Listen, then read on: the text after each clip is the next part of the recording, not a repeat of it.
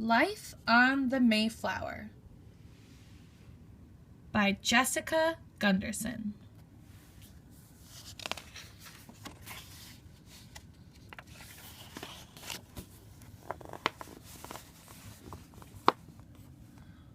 On a windy September day in 1620, a ship called the Mayflower set sail from the coast of England. On board, families huddled together. Children peered around their parents for a last look at the land they were leaving behind. Then, excitingly, they turned their faces to the sea. Ahead was a new life, a new land, America.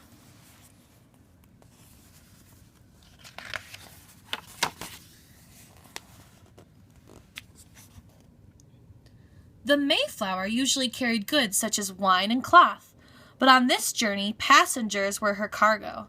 The Mayflower carried 102 passengers and about 25 crew members.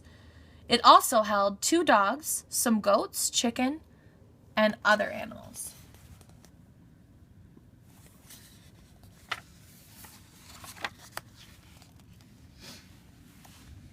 Many of the passengers were separatists, members of a religious group that had split from the Church of England. In the early 1600s, English law said that everyone had to follow the Church of England. Many separatists, later called pilgrims, moved to the Netherlands where they could worship freely. The pilgrims had been living in the Netherlands for 12 years, but they longed for their own community. They decided to start a colony in America.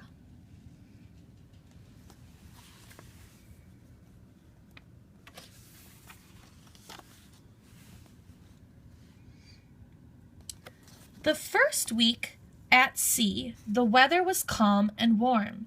The children ran above deck, but soon autumn winds began to blow, tossing the Mayflower around. The passengers were not used to the sea rolling beneath them. Many got sick and had to stay on the lower deck. Some of the crew made fun of the passengers' seasickness.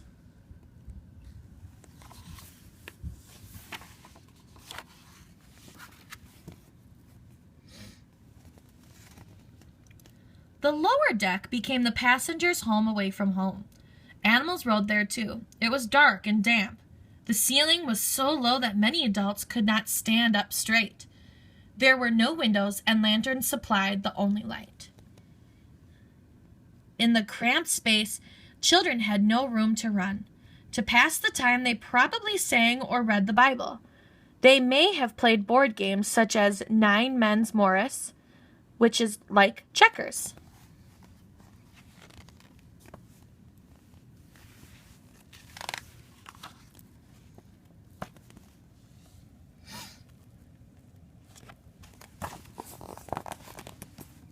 With no way to keep their food cold on the ship, passengers had to bring food that wouldn't spoil.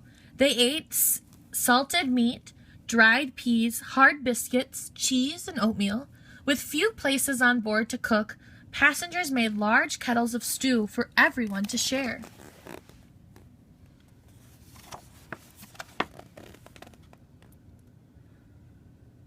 There was no bathroom on the Mayflower. People used small pots and emptied them into the ocean. There also wasn't much water for washing. The lower deck and the cargo hold below stank, and the air grew more sour with each passing day.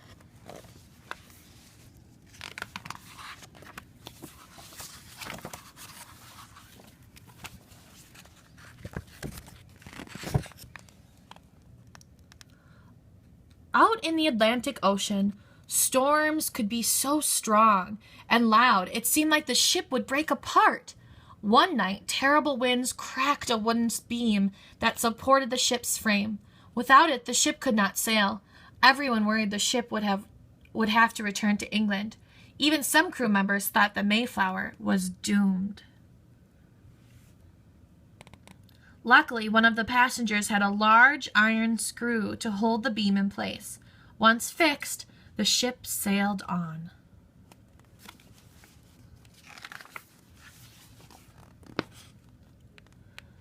Another storm threatened the life of a passenger named John Howland. John was above deck when the storm broke. Without warning, strong winds and rain swept him into the ocean. He called for help. No one on board knew what to do. Then, when all hope seemed lost, John grabbed one of the ship's ropes. Several crew members pulled him back onto the ship. He was wet and cold, but he was safe.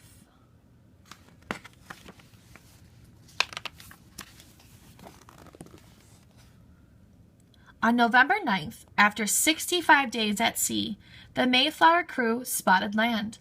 But the journey wasn't over yet. The Mayflower anchored in Cape Cod, while a small group explored the coast. Native Americans, called the Wampanoag, were already living there. Unsure of one another, the Wampanoag and the Pilgrims kept their distance. The Pilgrims learned of an empty village nearby called Pawtuckets. There they started building their houses. They worked on them by day and slept on the ship at night.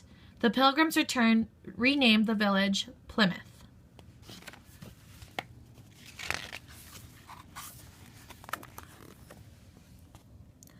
Finally, after almost 3 months, there were enough homes for everyone.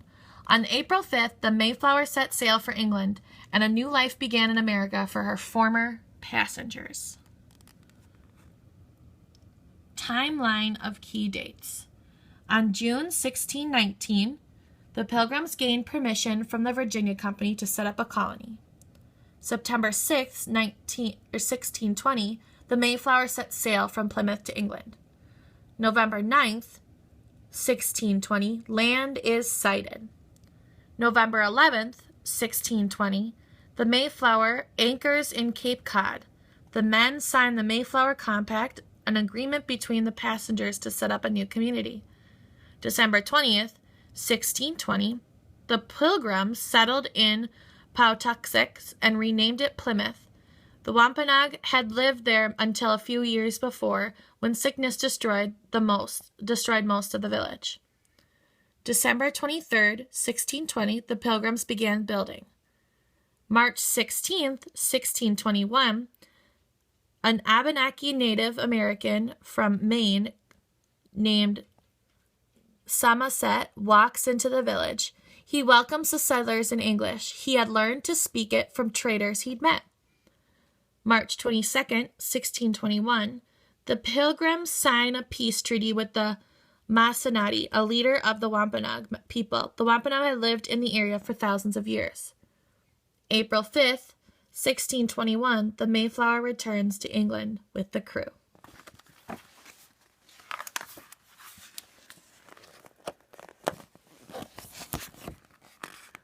Strange but true. On the Mayflower, everyone drank beer, even the children.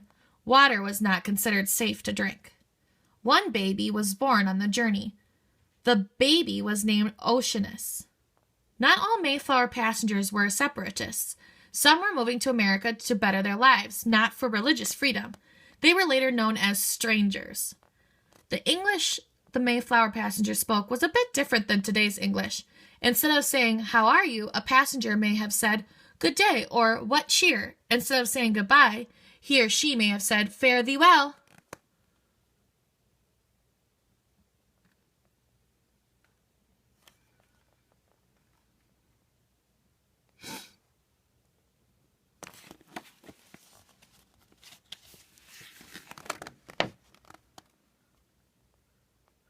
Thanks for listening.